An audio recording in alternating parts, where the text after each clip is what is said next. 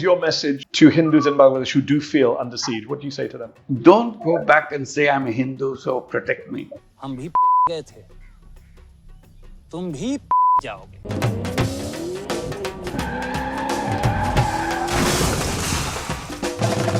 अभी आपने सुना बांग्लादेश के महान कवि मोहम्मद यूनुस को। वैसे उन्होंने जो बात कही है वो हमने आपको अधूरी दिखाई है, बट इस शो में हम अपनी ऑडियंस को मिसलीड बिल्कुल भी नहीं करते। अब आपको बताते हैं कि बांग्लादेश के महान कवि, डिफैक्टो लीडर और प्राइम मिनिस्टर यानी वहां के राजा बाबू ने आखिर कहा क्या है। सुनिए उनकी पूरी बात। Your message as the de facto prime minister, leader, whatever you want to call, chief advisor of Bangladesh, to Hindus in Bangladesh who do feel under siege, what do you say to them? Don't go back and say I'm a Hindu, so protect me. Always say I'm a citizen of this country. I'm entitled to all the protection state is supposed to give it to me. So then you have a bigger coverage. और ये देखकर हमारे दिल से निकला है कि वाह क्या एक्टिंग कर रहा है।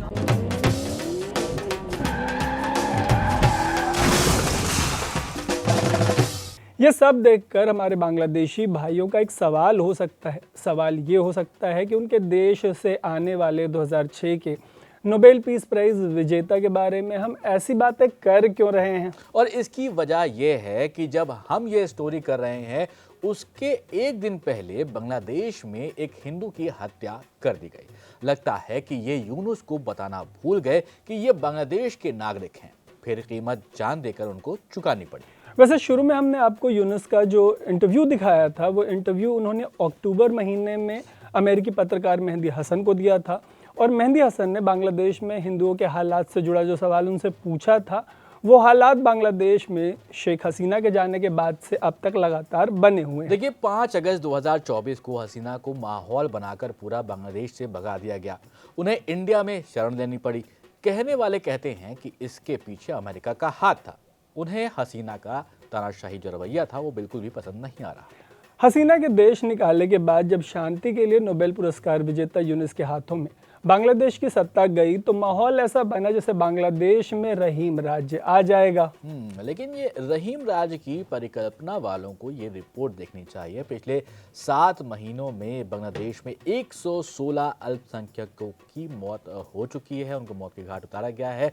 ये तब है जब देश चला रहे बंदे के पास शांति का नोबेल पीस प्राइज है। इससे अच्छा तो शांति का नोबेल जो है वो ट्रंप को दे देते। कम से कम वेनेजुएला से ईरान तक और यमन से नाइजीरिया तक बंदा जो कर रहा है ताल ठोक के कर रहा है। भाड़ में गया रूल ऑफ लॉ, भाड़ में गया इंटरनेशनल ऑर्डर, कम से कम कोई प्रिटेंस नहीं है। मतलब कि ट्रंप को नोबेल प्राइज दे तो दे यहाँ पर तरुण, तो एक और रायता यहाँ पर सिमटता, फिर ये इंडिया पाकिस्तान सीज फायर की बकवास बंद हो जाती और हो सकता है कि पाइपलाइन में फंसी जो ट्रेड डील है आगे बढ़ती। खैर बात बस इतनी सी नहीं है कि वहाँ हिंदू मारे जा रहे हैं। बांग्लादेश खुल के एंटी इंडिया हो गया है। मतलब इस हद तक फ्लेक्स कर रहा है कि इंडिया के लिए वीज़ा सर्विस सस्पेंड कर दी गई है उनके यहाँ। वीज़ा सर्विस सस्पेंड कर दी गई है।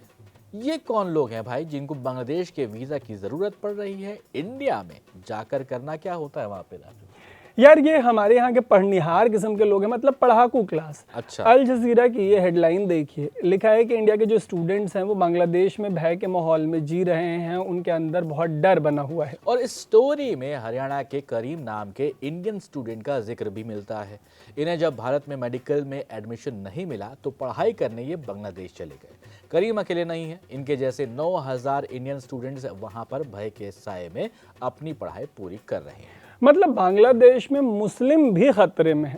खैर वैसे ये हमारे एजुकेशन सिस्टम पे एक बहुत बड़ी कमेंट्री है। मतलब मेडिकल की पढ़ाई करने के लिए यूक्रेन जाना समझ में आता है, लेकिन बांग्लादेश क्यों जाना पड़ रहा है? मतलब ये कोई समझा दे अगर तो मज़ा ही आ जाए।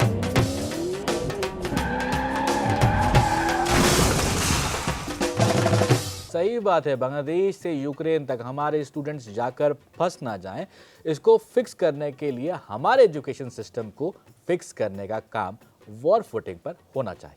सही बात है, लेकिन यहाँ वॉर फुटिंग पर बात होते होते बात सेकेंड वर्ल्ड वॉर तक पहुँच गई।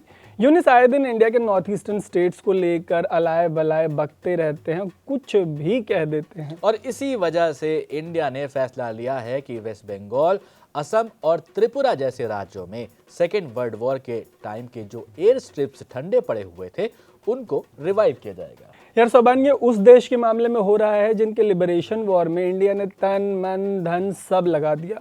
और अगर मॉनेटरी टर्म में बात करें तो आज के बांग्लादेश को तब के पाकिस्तान के चंगुल से छुड़ाने के लिए भारत ने 7,000 करोड़ रुपए खर्च किए थे। बहुत बड़ा अमाउंट था ये। आज के वक्त में अगर रकम देखें तो ये 2.5 लाख करोड़ के करीब बैठती। और नया पाकिस्तान बनने के चक्कर में इनका कहना है कि ये इंडिया में वर्ल्ड कप नहीं खेलना चाहते हैं। यहाँ इन्हें अपनी सुरक्षा की चिंता हो रही है। मतलब पिछले 2 साल से देश जल रहा है, लेकिन डर इनको इंडिया आने को लेकर लग रहा है।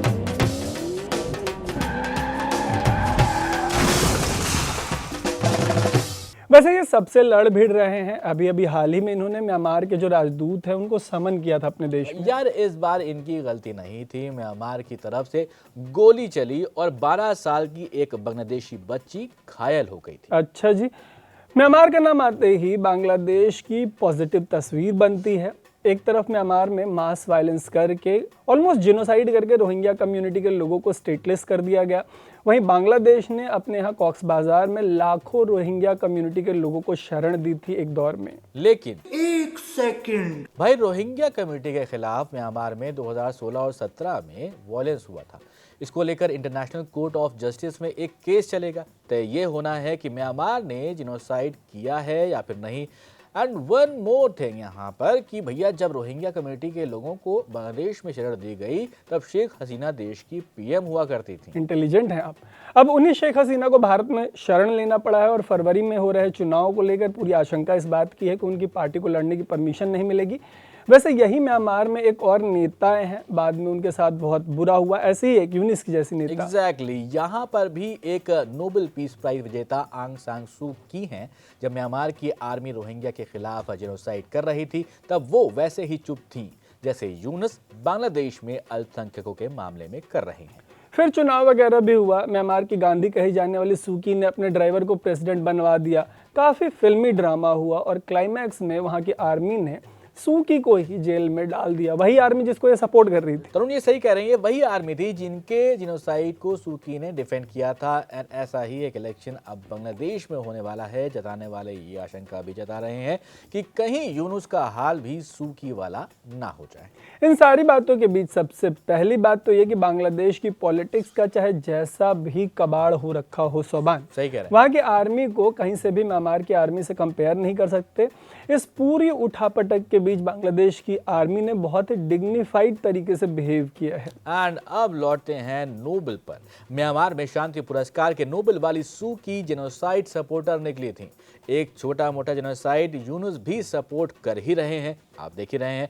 उधर जिस वेनेजुएला के प्रेसिडेंट को ट्रंप ने उठा लिया था, उनके साथ ताज़ा Nobel peace prize winner Machado अपना नोबेल शेयर करने की तैयारी में जुटी।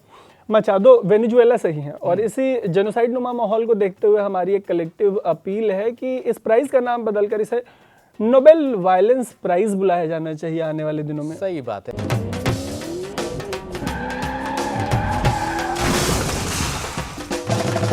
कंक्लूडिंग नोट पर जाते जाते हम आपसे ये पूछना चाहेंगे कि क्या ये मीम यूनुस पर सटीक बैठता है? हम भी गए थे, तुम भी जाओगे। इस मीम के बाद एक शेर की, भाई इब्तिदा ए इश्क है रोता है क्या, आगे आगे देखिए होता है क्या।